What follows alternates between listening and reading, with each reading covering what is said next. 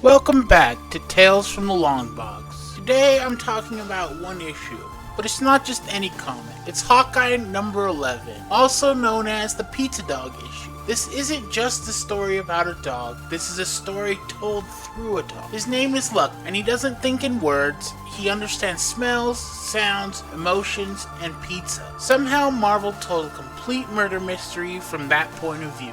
And it works. So how do you tell a story without language, without narration, without a character who even knows everything that's going on? Well, let's take a look and break it down. To understand how Hawkeye number 11 really works, you need to know where we are in the story. This is part of Matt Fraction and David Aja's 2012 Hawkeye run. One of the most acclaimed Marvel series of the last 2 decades. Follows Clint Barton when he's not being an Avenger, just trying to manage an apartment building, deal with sketchy tenants, and stay out of trouble. Spoiler, he fails at all of them. Lucky the dog was originally owned by the Tracksuit Mafia, a group of vaguely Eastern European mobsters who are comic relief and genuinely threatening. After Clint saves Lucky from being kicked in traffic in issue 1, the dog adopts him. By issue 11, Clint's neighbor has been murdered and Lucky is trying to piece together what happened, all while living through the emotional mess of Clint's life. This issue is told entirely from Lucky's point of view, but here's the trick. Lucky doesn't have an internal monologue.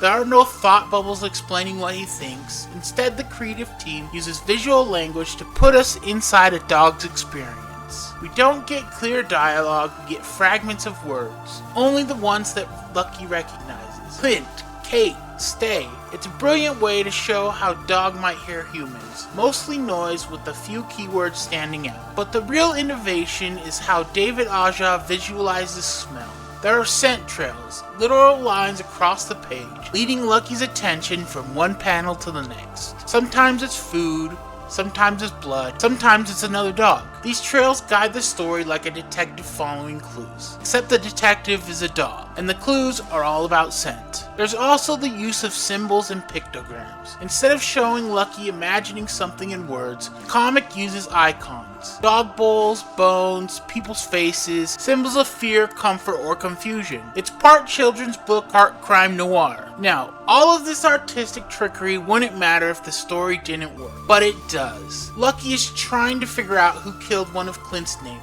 He's following smells, observing body language, and noticing things the humans miss. We know there's a mystery, but Lucky doesn't. He's just trying to understand his environment. There are moments of real tension. He recognizes the scent of a threat, he sees Clint get hurt. He connects with Kate, then watches her leave. Feel the emotional beats, not because they're spelled out, but because they're drawn so clearly. The way Lucky's ears fold, the way his tail stops wagging, that kind of detail matters. How did this issue come together? Matt Fraction has said this was one of the hardest issues to write, because writing less is actually hard. Every word had to count, and a lot of the storytelling had to be handed off to the art. David Aja's art is the backbone of this issue. He not only had to draw things from a low, dog-height perspective, he also had to invent a whole system of symbols and spatial storytelling. He treats smell as a visual medium, uses diagrams instead of panels, and the page layouts are so clever you might not even notice how much they're doing until you reread it. Chris Eliopoulos, the letterer, deserves major credit too.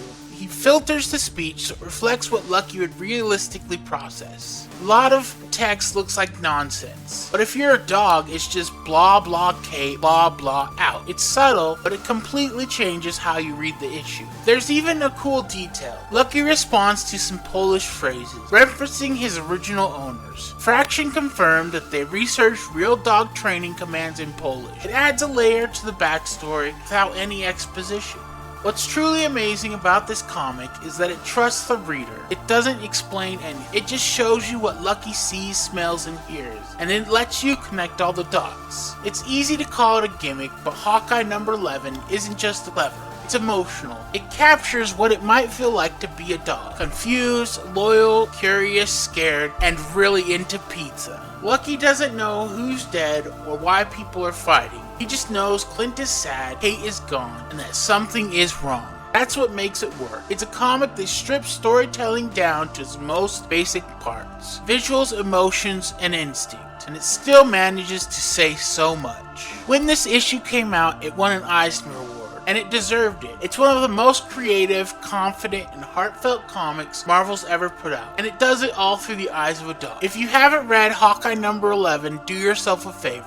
And if you have, let me know in the comments what else you picked up on. Lucky noticed something I didn't. What was your favorite moment? Of course, if you enjoyed this video, why not give it a like? And while you're there, subscribe for more comic storytelling breakdowns on Tales from the Long Box. Thanks for watching, and as always, I'll catch you in the next one.